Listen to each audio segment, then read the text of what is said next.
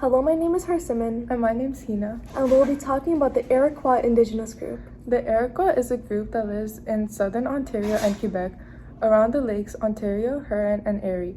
They're also known to use many resources around them, like various animals like beavers, ducks, and deer, and especially the rich soil offered to them. In these soils, they grow the three big foods: beans, corn, and squash, with women producing the crops and men being in charge of hunting and fishing. They lived in homes called longhouses, made of elm trees, and their bark was used to put up a protective layer around the house. They spoke many languages, like the Mohawk, Oneida, Onondagan, Seneca, and many more depending on the area.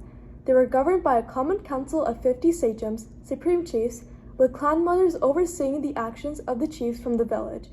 The chiefs worked together to resolve disputes, and each tribe/village had one vote that would be taken into account. Currently, they are struggling with taking political power and making huge impacts in various industries like movies, television, and print media. They are fighting against the destruction of their lakes, like chemicals being thrown in them and not being able to build support in enforcing treaties, not just land rights. Though, they are a thriving community with 45,000 living in Canada and 81,000 living in the US. Their language is still alive and spoken through their communities, and the culture is still alive and celebrated. The Iroquois believe that animals and plants have spirits, so permission should be asked before killing them, and they also hold high values of dreams. Most of these legends and beliefs are based around various spirits, from the Great Spirit giving the Iroquois different gifts of life to the Good Spirit creating everything good. Around the earth, coming from these legends, including the spirits, comes a legend of how Earth was created, known as the Iroquois creation story.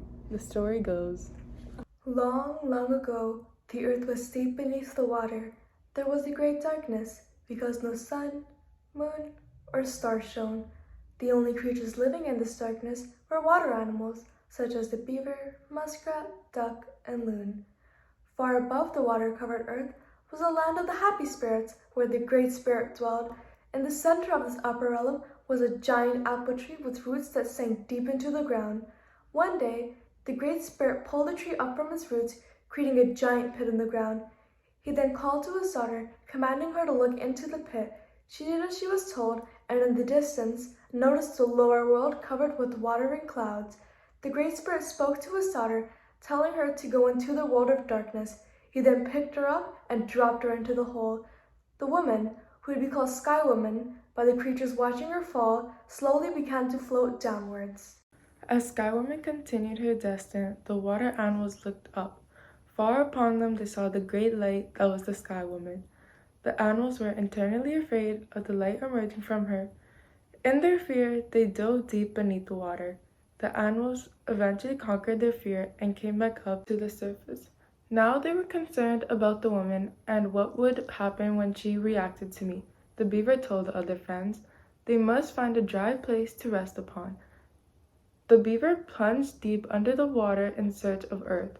When he was unsuccessful after a time, his dead body surfaced to the top of the water. The loon was the next creature to try to find some earth. He too was unsuccessful. Many others tried, but each animal failed. At last the musket said he would try. When his dead body floated to the top, his little claws were locked tight. The others opened his claws and found a little bit of earth.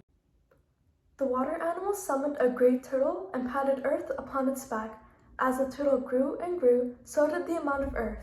The earth then became North America, a great island.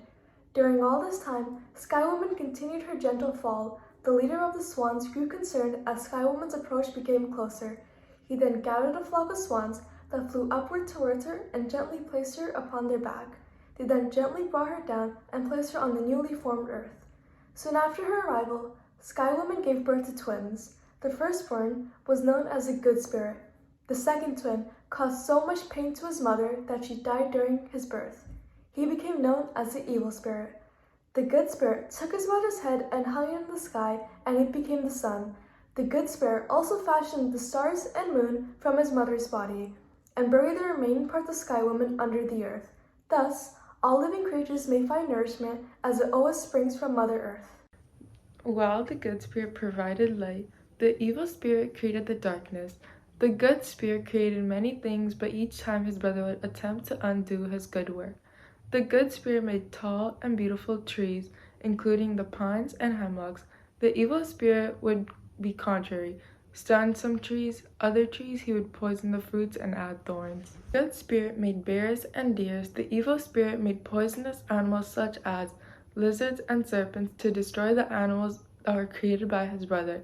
When the good spirit made springs and streams of pure crystal water, the evil spirit poisoned some of the places and added snakes to others. The good spirit made beautiful rivers. The evil spirit pushed rocks and dirt into the river, creating swift and dangerous currents.